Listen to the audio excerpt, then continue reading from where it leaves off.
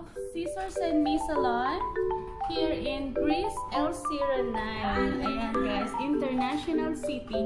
Sa mga kabayan ko dyan, dito sa Dubai, kung nandiyan ako sa International City, drop by na po sa kanilang salon.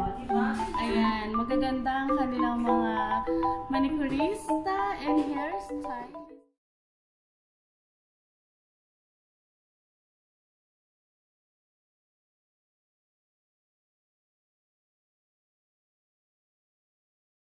Hello guys, welcome back to my channel. Say hi. Ayan. So, lalayasan kay asawa ko today, it's weekend. Pupunta ako sa sa salon. Kasi summer na. Ano ba? Summer? Winter? Summer. Ayan. Ang haba na ng buhok ko, oh. So, papagupit ko daw. Sabi ng asawa ko, paano kung di maganda yung maiksi? Mababalik pa ba yun? Ayan. Maingay yung TV namin, guys. Kita tayo mamaya. If it's not nice, ano daw? I will take taxi, I will go work. Lalayasan na daw niya ako pagka hindi maganda. Ano ba naman yan? Okay, guys. Maingay yung TV namin. Kita tayo mamaya sa salon. See you! Guys, ang salon sa baba ng building namin. Ayan. Wait ko. Tapos eto na siya.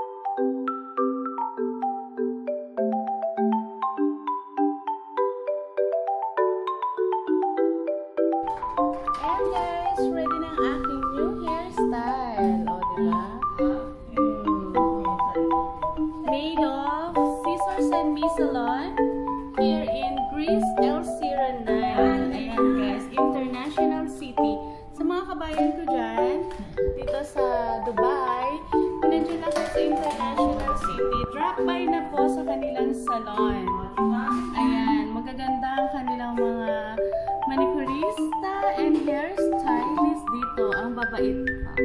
Ayan, si Ate Badet. Siya yung gumawa ng aking hair. And si Ate Jo at the background.